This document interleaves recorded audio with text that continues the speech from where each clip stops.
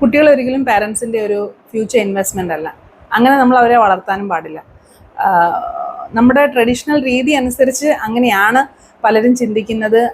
അതിൽ നിന്ന് എല്ലാവർക്കും ഒന്ന് മാറി ചിന്തിക്കാൻ ഭയങ്കര ബുദ്ധിമുട്ടാണ്. ഞാൻ എങ്ങാനും ഈ ഒരു ടോപ്പിക് എടുത്തിട്ട് കഴിഞ്ഞാൽ മിക്കവർക്കും അത് അക്സെപ്റ്റ് ചെയ്യാൻ ഭയങ്കര ബുദ്ധിമുട്ടാണ്. പക്ഷെ ശരിക്കും അതാണ് വേണ്ടുന്നത്.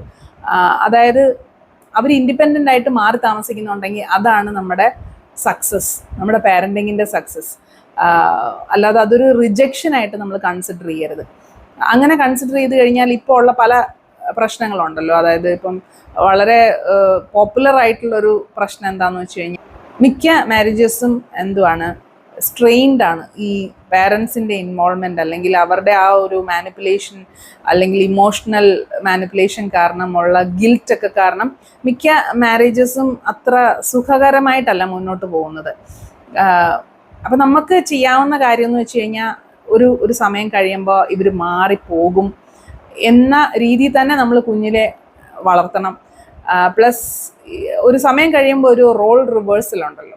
അതായത് നമ്മൾ കുട്ടികളായിട്ട് കണ്ടിരുന്നൊരു സമയവും അത് കഴിയുമ്പോൾ അവർ അഡൽട്ട്സ് ആയി കഴിയുമ്പോഴത്തേക്കും അവരെ അംഗീകരിക്കാത്തൊരു പാരൻറ്റിങ് രീതിയുമുണ്ട്. അതായത് നിനക്ക് എന്തറിയാം,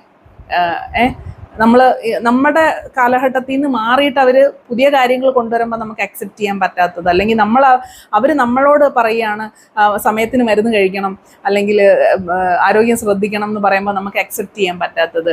ആ ഒരു റോൾ റിവേഴ്സിൽ നമുക്ക് അക്സെപ്റ്റ് ചെയ്യാൻ ബുദ്ധിമുട്ടായിരിക്കും. സ്റ്റിൽ അവർ നമ്മുടെ കീഴിൽ തന്നെ വന്ന് നിൽക്കണം, അല്ലെങ്കിൽ നമ്മൾ പറയുന്ന വെളിപ്പുറത്തുണ്ടാവണം എന്നൊക്കെ പറയുന്ന അല്ലെങ്കിൽ അവരുടെ ഇഷ്ടങ്ങൾക്കെതിരായിട്ട് നമ്മുടെ ഇഷ്ടത്തിന് നിൽക്കണം എന്ന് പറയുന്ന ഒരു രീതി, അത് നമ്മൾ മാറ്റേണ്ടിയിരിക്കുന്നു. അതുപോലെ ഇവരെ ഇമോഷണലി നമ്മൾ മാനിപ്പുലേറ്റ് ചെയ്യുന്നത് നിർത്തണം. പിന്നെ നമ്മൾ നമ്മുടെ ഫ്യൂച്ചറിന് വേണ്ടിയിട്ടുള്ള കാര്യങ്ങൾ, നമുക്ക് വേണ്ടിയിട്ടുള്ള കാര്യങ്ങൾ നമ്മൾ തന്നെ ഇപ്പോഴേ റെഡിയാക്കി വെക്കുക എന്നുള്ളതാണ്. അല്ലാതെ നമ്മൾ വളർത്തിയത് കൊണ്ട് നമ്മളെ തിരിച്ച് ഇവർ നോക്കണം, അല്ല നമ്മുടെ കൂടെ നമ്മുടെ